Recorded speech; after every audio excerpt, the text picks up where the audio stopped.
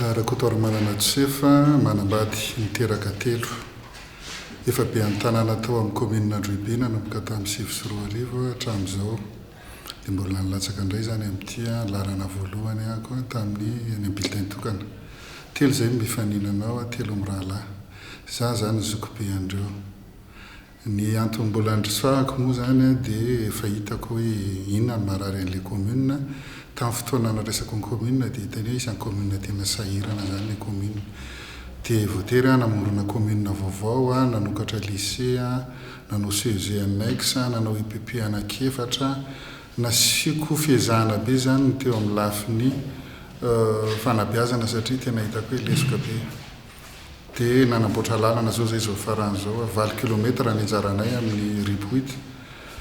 dia ny 1 kilometra efa vita ny rahana tamin'ny Union Européenne dia ny 2 kilometra zany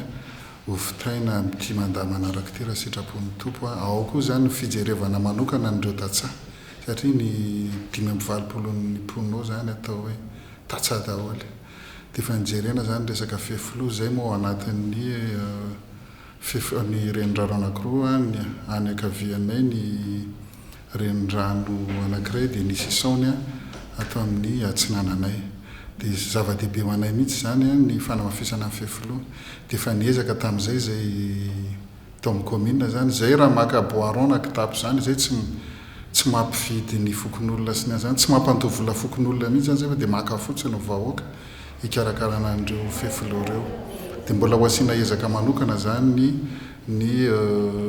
famokarana amin'ity indray mandeha ity dia ao koa ny fandriampahalemana anao tombony zandary zany zay zany ny tena ao anatin'izay dia mifanatserana ny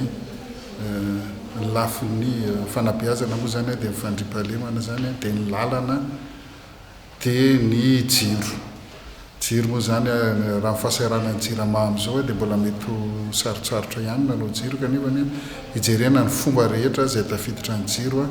ao anatin'ny commune Androibe Antsadita eo amin'ilay foto-kevitra hijerona tokotimina zany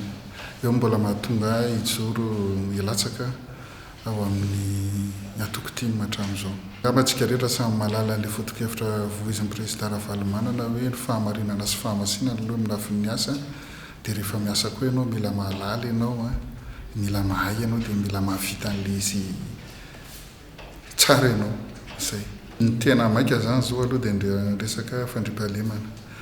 anao poste avancé-na gendarmerie zany zay na plan rehefa ty amiko zay koa mbola mampatonga anay latsaka na ny famatsim-bola efa somary efa hitahita taratra daholo hoe zany lalakale dia aloha efanany ididy apetraka izay poste avancé zay fa io zany ny tena marary zao dia famitana an'ilay lalana 2 kilometra ny teneniko teo